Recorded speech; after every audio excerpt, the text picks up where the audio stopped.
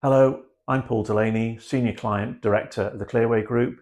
Today I'll be answering the most popular questions on void property management security.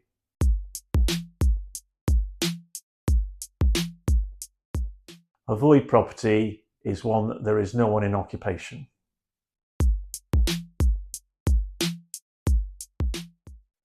In its nature, because it's empty and there's no one in occupation, there's an opportunity for third parties or thieves to gain access, again depending on the particular locations that they're in.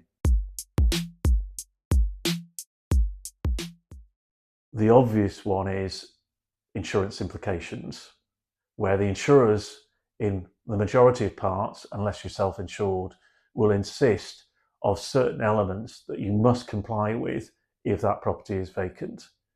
If you don't comply with it and there is breaches from third parties, then it is likely there'll be costs.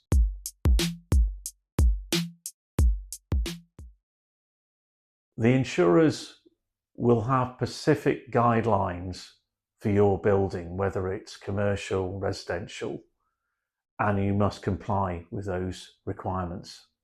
If you do not comply with those requirements, such as draining down a building, sealing letterboxes, curtailing utilities, then the likelihood is you'll fall foul, you won't be insured, and it will cost you money if there's breaches that take place.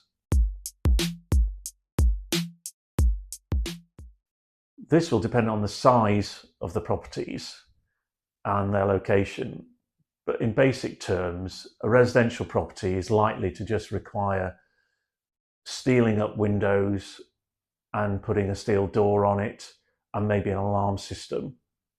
Regarding commercial, that's completely different, in so much as if they're big units in different locations and different uses, they could require alarms, cameras, bollards, fencing.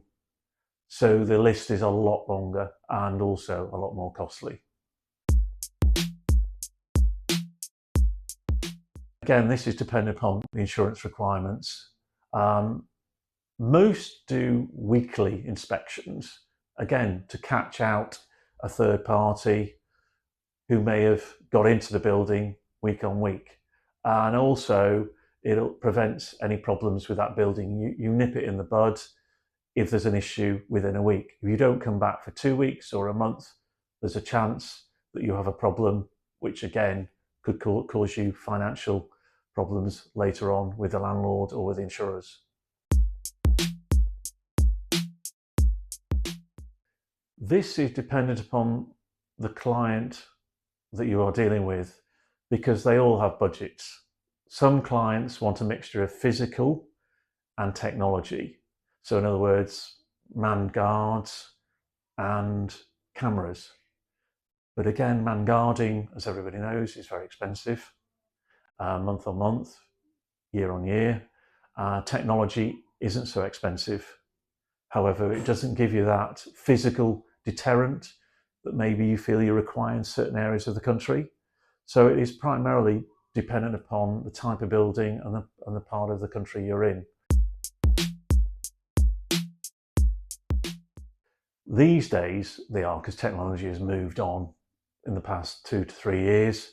So the battery packs that go with solar powered technology last longer, and also most batteries can be continuously reviewed on laptops and other devices, so you know when the batteries are going down.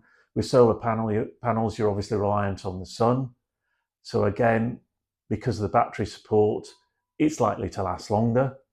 Gone are the famous 6 to 8 months, it's maybe now it's 12, 15, 24 months moving on. So they're very good. The nature of the wireless is very effectual in places like the rural areas, where you won't get any cabling because either the areas are far too big, or you're not picked up because there's no Wi-Fi. So again, with dual systems, you're able to plug into the cloud and at the same time go back to monitoring stations, so it supports you.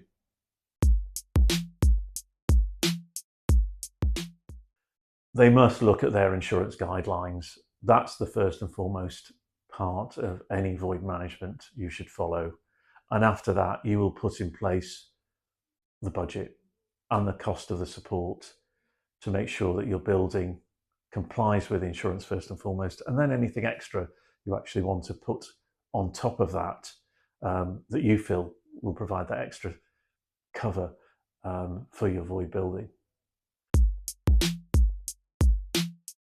Thank you very much for your time today. If you've got any further questions or requirements, we would be quite happy to talk to you or provide you with the information that you need.